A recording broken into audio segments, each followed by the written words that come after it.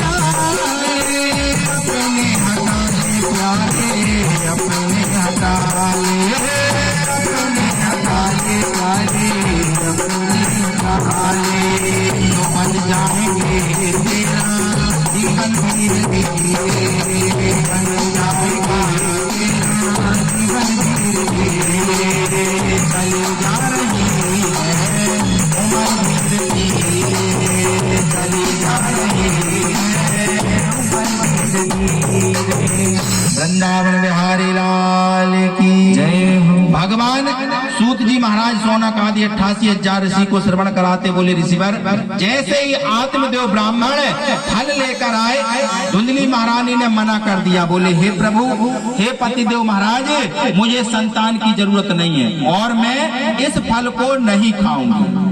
आत्मदेव ब्राह्मण कहने लगे देख प्रिय हे धुंधली इस जगत में हमारा कोई नहीं है, कम से कम एक संत जी महाराज ने दिया है, इस फल को एक बार विश्वास करके खा लो, आज के बाद हम जीवन में आपसे कुछ नहीं कहेंगे, संतान के बारे में चर्चा ना करेंगे। धुंधली ने कहा तो ठीक है, अभी तो मैंने स्नान किया नहीं है, सुबह सुबह का समय है, एक काम करिए आप रख दीजिए फल को, मैं स्नान ध्यान करके फल को खा लूंगी। आत्मदेव ब्राह्मण संत के कहे अनुसार उसी चट्टान उस शिला पर पहुंच गए, जाकर भगवान का गुण अनुवाद करने लगे। यहाँ धुंधली महारानी ने स्नान ध्यान किया और स्नान ध्यान करने के बाद जैसे ही फल के पास में पहुंची तो धुंधली विचार करने लगी कि ऐसा ना हो कि सच में फल खाने के बाद मुझे संतान की प्राप्ति हो और मैं गर्भ धारण करना नहीं चाहती, इतनी पीड़ा सहन नहीं कर सकती। अब तो ऐसा कोई चमत्कार हो जाए कि फल भी ना खाना पड़े और संतान की भी प्राप्ति हो जाए। धुंधली विचार करने लगी। उसी समय धुंधली महारानी की बहन वहां पर पधारी। 3 पुत्र पहले से थे, एक पुत्र गर्भ में पल रहा था। अब जैसे ही बहना आई तो धुंधली कहने लगी, बोले बहना बड़े दिनों के बाद आई। बोले तेरे तो 3 पुत्र हैं, मेरे पतिदेव महाराज ने एक फल दिया है, बोले इसे खाएंगे तो हमें संतान की प्राप्ति हो जाएगी। तो बहन कहने लगी, बोले धुंधली फिर देर क्यों कर रही है, तेरे पास तो एक भी संतान नहीं है, इस फल को खा ले, कम से कम संतान की प्राप्ति हो जाएगी। धुंधली कहने लगी, बोले बहना ऐसा कोई उपाय बता कि फल ना खाना पड़े और संतान की भी प्राप्ति हो जाए। तो धुंधली की बहन कहने लगी, बोले देख धुंधली, इसका उपाय तो केवल एक है। बोले क्या?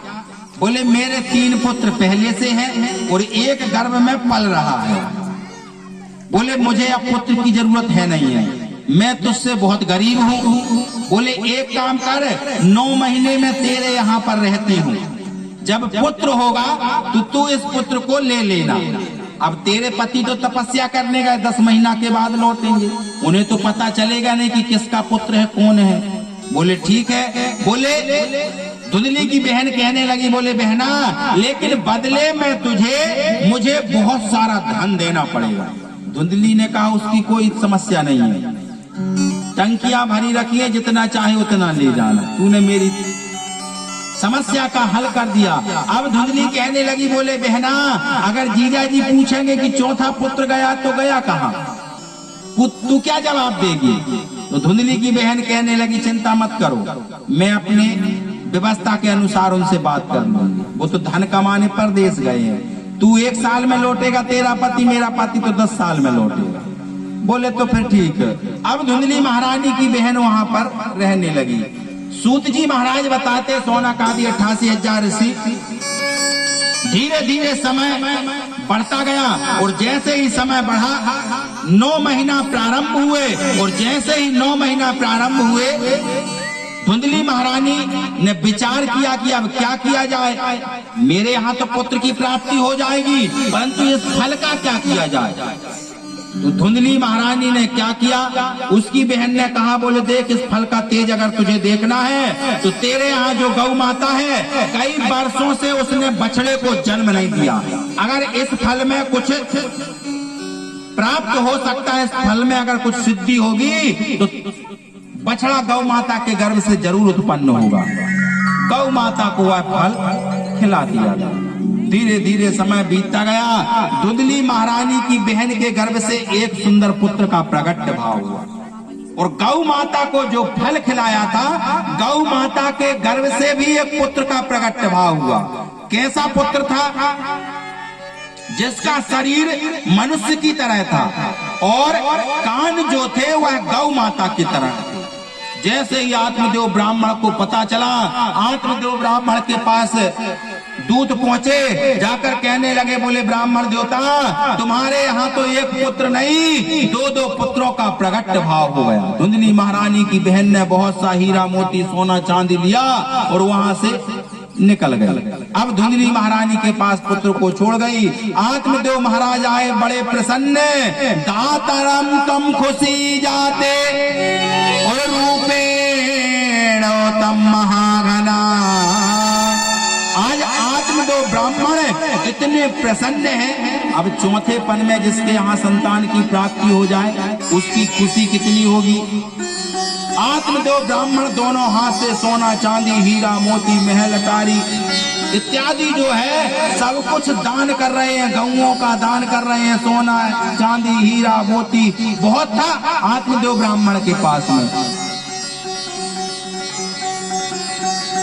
महीने 2 महीने के बाद आत्मदेव ब्राह्मण ने दोनों पुत्रों का नामकरण संस्कार करने के लिए अपने महल में जैसे ही बैठे तो धुंधली से कहा, बोले धुंधली जो गौ माता के गर्भ से पुत्र का प्रकट भाव हुआ है इसका शरीर जो है मनुष्य की तरह है और कान इसके गौ माता की तरह है, इसलिए इसका नाम गौकर्ण रखा जाता। बोलिए गौकर्ण जी महाराज की।